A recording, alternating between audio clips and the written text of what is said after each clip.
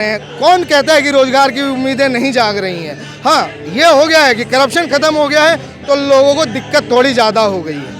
कांग्रेस होती तो क्या 10 रुपए किलो आटा होता? आपको तो मुझे बताइए, ऐसा हो सकता था? पॉसिबल है, कुड भी पॉसिबल कि कांग्रेस होती तो क्या वही चीज़ें होती जो कांग्रेस के टाइम पे थी? नहीं होता ना। टीएमसी के देख लो, आप समाजवादी पार्टी को देख लो, कांग्रेस को देख लो, कहाँ घोटाला नहीं निकला है आज तक। और जो निमंत्रण कैंसिल करने वाली बात है, ये वो लोग हैं जिन्होंने साक्ष्य मांगा था कि राम है कि नहीं है। हर एक जन तक पहुंचने की संभावना है इस सरकार की, ठीक है। और आज से पहले मैं नहीं समझता कि कोई ऐसा प्रधानमंत्री या कोई ऐसी सरकार बनी होगी जिसने आम जन तक अपने आप को पहुंचाया होगा। आज की डेट में सरकार आपके द्वार है, आपको सरकार के पास नहीं जाना, सरकार आपको 5 लाख तक का health insurance free of cost मिल रहा है। आज राम मंदिर के बारे में बहुत सारे लोग आलाप करते हैं कि देश का पैसा राम मंदिर में लगा दिया। मैं आप सबकी जानकारी के लिए एक चीज़ बताना चाहूँगा कि केवल जो राम जन्मभूमि जो न्यास ट्रस्ट है, उसको जितना पैसा मिला है डोनेशन में, उसके ब्याज से आज तक का निर्माण हुआ है। अभी तक उस पैसे तक को टच नहीं किया गया है। तो देश का पैसा इस्तेमाल करना तो बहुत दूर की बात है।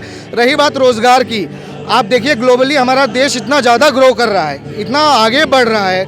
G20 का समिट हमने इतनी सक्सेसफुली किया, सारे देश आ रहे हैं, टेस्ला जैसी कंपनी प्लांट लगाने आ रही है, तो रोजगार क्यों नहीं उत्पन्न हो रहा है?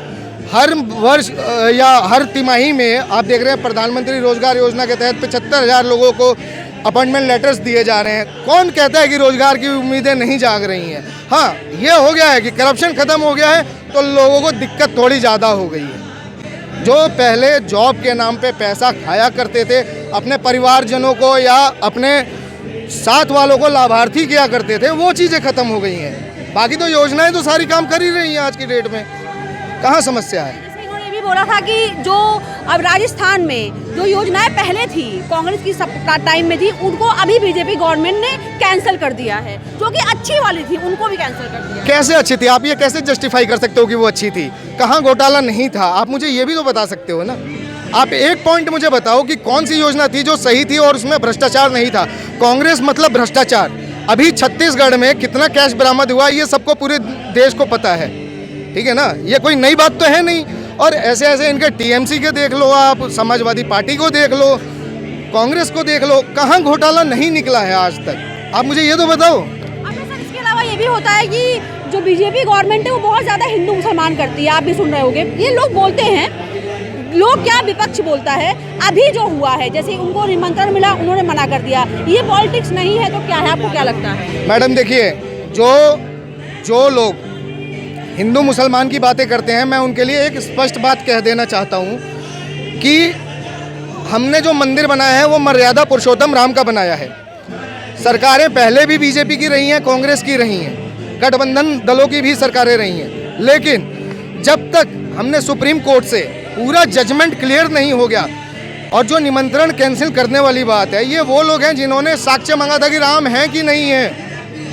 उसके बावजूद हमने सुप्रीम कोर्ट से मर्यादा में रहते हुए मर्यादा पुरुषोत्तम राम के मंदिर का निर्माण कार्य किया है। हमने सुप्रीम कोर्ट से जजमेंट लिया, लीगली सारी चीज़ें हुई और आज राम मंदिर का भव्य निर्माण भी हो चुका है। प्राण प्रतिष्ठा 22 जनवरी को होने वाली है।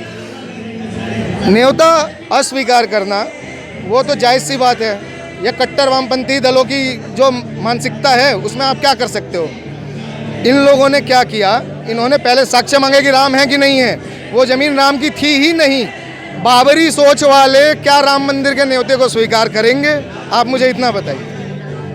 आपसे भी सवाल है सर मेरा कि ये भी आपको भी लगता है ऐसा है कि नहीं कि मतलब मोदी का विरोध करते करते आज के टाइम में लोग राम जी का भी विरोध करने लगे हैं। जैसे कि ये टिप्पणी देना कि राम तो क्षत्रिय थे तो वो तो मांस खाते होंगे, हम उनको भगवान मानते हैं, तो हमारे भगवान के लिए ऐसी बातें कहना, वो भी हिंदुस्तान में। अगर यही चीज़ किसी और के लिए कहा जाता, आपको क्या लगता है क्या उनकी हालत होती है? आपने वो चीज़ें कभी पढ़ी हैं कि भगवान ने मांस खाते होंगे?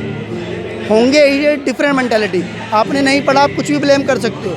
आप क्या करते हो आई डोंट नो, ठीक है स्टिल। बट मुझे कैसे कर सकते हैं? वो ब्लेम करने की छूट किसने दी? ब्लेम करने की छूट हमारे हिंदू राष्ट्र में जैसे मल्टीपल्स जो रिलीजन रह रहे हैं, एक हमारे स्वतंत्रता है हमारे देश में। ऐसी नो डाउट कि हमारे देश में स्वतंत्रता है कि हम लोग कुछ भी बोल सकते हैं, कुछ भी किसी को कह सकते हैं। इनफैक्ट आप किसी अदर कंट्री में आप जाओगे तो आपको पता है कि हम पीएम को या किसी भी चीज़ को डायरेक्टली ऐसे ब्लेम नहीं कर सकते। मैं अदर कंट्री की बात नहीं कर रही हूँ मैं, अभी अपनी कंट्री में बोलूँ, अगर किसी और को आप समझ रहे मैं क्या बोल रही हूँ, अगर किसी और के धर्म विपक्ष को लोग बोल दें तो आपने भी सुना होगा क्या हुआ, क्या स्टेटमेंट पास हुआ, लोग डरे भी हैं, आप समझ रहे हो। मैं भी डर का माहौल है नहीं मैडम, डर का माहौल जो है वो आज ही की न्यूज़ देखी होगी, उस न्यूज़ में दिखाया गया है स्पीकिंग जो बाबरी मस्जिद था उसकी प्रीवियस फोटो दिखाई गई है, जब आर्कियोलॉजिस्ट टीम के दिखाया गया है, उसमें वो पिलर दिखाए हैं, बना है हाँ 12 पिलर दिखाए गए हैं, उस पिलर के अंदर वो कलश भी है। इट मीन्स वो टोटली आर्कियोलॉजी टीम ने ये उसको वेरीफाई करा है कि हाँ वो टोटली हिंदू मंदिर था और उसके ऊपर बाबरी सर सब जानते हैं कि ठीक है। तो जब अगर मस्जिद होती तो क्या हम आर्गूमेंट करते, क्या हमने मुस्लिम को कभी दबाया है? नहीं ना, हिंदू ने कभी मुस्लिम को दबाया है? हिंदुस्तान एक ऐसा देश है जहाँ पे सभी धर्मों को अपने धर्म का पालन करने की आज़ादी है। आप यही अगर दूसरे देशों में जाती हैं ना तो आप वहाँ पे देखिए कि कितनी रिस्ट्रिक्शंस हैं। आप अपने पड़ोसी देश पाकिस्तान को देखिए, जहाँ हिंदू मंदिरों को, जो कि अल्पसंख्यक है वहाँ पे, उनको किस तरीके से तोड़ा जा रहा है, दबाया जा रहा है। कोई कोर्ट कचहरी नहीं होता है, कोई कोर्ट कचहरी नहीं होता है। यहाँ पे आज़ादी दी गई है अगर बोलने की, इस्तेमाल करने की, उस चीज़ का ये लोग निराधार प्रयोग कर रहे हैं और एक क्या बोलते हैं वो पर्टिकुलर समाज का वोट लेने के लिए ना ये सारी राजनीति, डर का माहौल और जो भी चीज़ें बनाई जा रही नहीं। आज आप देखिए देश कितने गौरव की ऊंचाइयों को छू रहा है। आप बताइए। अभी आप ये देखो कि मैं किसी और धर्म की बात तो ना करूं, अभी तो ये देखा जा रहा है कि हिंदू ही आपस में लड़ रहे हैं, हिंदू ही श्री राम के ऊपर प्रहार कर रहे हैं, श्री राम के ऊपर क्वेश्चन बना रहे हैं, ये हिंदू ही कर रहे हैं। मैडम मैं आपको बताता हूँ, ये स्वामी प्रसाद मौर्य जैसे जो लोग हैं, मैं नामित करके बोलना चाहूँगा, मुझे किसी का डर नहीं है, मैं आम जनता हूँ और इस देश का नागरिक हूँ। ये स्वामी प्रसाद मौर्य जैसे जो लोग हैं ना, इनको स्पॉन्सर किया जा रहा है, इनको एक क्या बोलते हैं कि कठपुतली की तरह इस्तेमाल किया जा रहा है। एजेंडा किसी और का है, बोलना किसी और को है, और क्या बोलना है, किस तरीके से देश की सामान्यता को खराब करना है, इस चीज़ के ऊपर इन लोगों का पूरा फोकस हो चुका है। ठीक है ना। लेकिन आज की देश में जो युवा है, जो यूथ है, और या जो भी सिटीज़न है, वो इतने समझदार, इतने कैपेबल हैं। आज की डेट में आपको पता है डिजिटल टेक्नोलॉजी जो हमारे इंडिया में है वो यूएस और कनाडा में नहीं है। जो यूपीआई का जो मोदी जी ने स्टार्टअप दिया था, आज के डेट में सबसे ज़्यादा कंज्यूमर्स इंडिया में है, ये यूएस और कनाडा में भी अभी तक ये नहीं है। ठीक है ना। तो मैं आपको केवल इतनी बातें कहना चाहूँगा, देखिए विपक्ष है, उनके पास कोई सटीक मुद्दा, कोई ऐसा मोशन नहीं है जिसको वो फोकस करना चाहते हों या जिसके ऊपर वो डिबेट करना चाहते हों। आज उनके पास मुद्दा क्या है? हिंदू मुस्लिम करा दो, इंडिया पाकिस्तान करा दो, इतना ही रह गया। आप ये बताइए 2014 में मोदी सरकार आई थी, कितने बम ब्लास्ट हुए आज तक? और उससे पहले का आप आंकड़ा उठा के देखिए, कौन सा ऐसा साल है जहाँ किसी कैफे में या किसी थिएटर में ब्लास्ट नहीं हुआ? आप मुझे ये बताइए, आप बताइए मुझे। सरोजनी मार्केट हो गया, चांदनी चौक हो गया, कहाँ ब्लास्ट नहीं हुआ? आज दिल्ली की जनता त्योहारों में निश्चिंत होकर बाहर निकलती है अपने घरों से। क्यों? उन्हें पता है कि जब देश का एक लीडर सशक्त है ना, तो फिर कोई भी विपक्षी देश, चाहे विपक्षी दल, उसका कुछ नहीं बिगाड़ सकता है। और ये लोग केवल राम अलाप करते मर जाएंगे, लेकिन कुछ नहीं होगा इनका।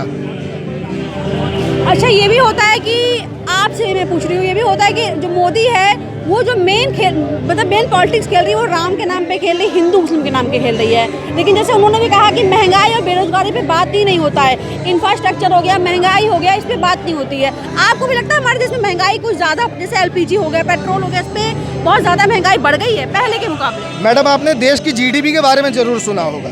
देश की जीडीपी हर साल या तो बढ़ती है या तो घटती है।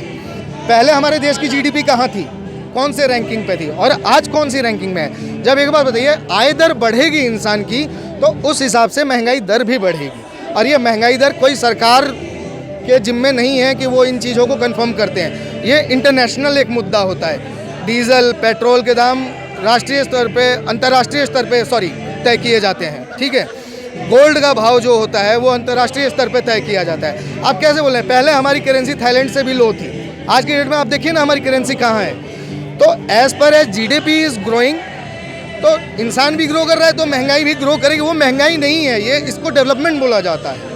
अच्छा, बात महंगाई की रही तो आप अभी देख रहे होगे, केवल इंडिया को मैं नहीं बोल रही हूँ, अदर जो और भी कंट्रीज है, चाहे यूरोप की कंट्री हो गई, चाहे वो एशियन कंट्रीज हो गई, चाहे गल्फ की कंट्रीज हो गई, सब में ही महंगाई बढ़ी है, ऐसा नहीं खाली भारत में बढ़ी है, और कहीं ना कहीं वहाँ पे तो और ज्यादा रेशियो महंगाई का।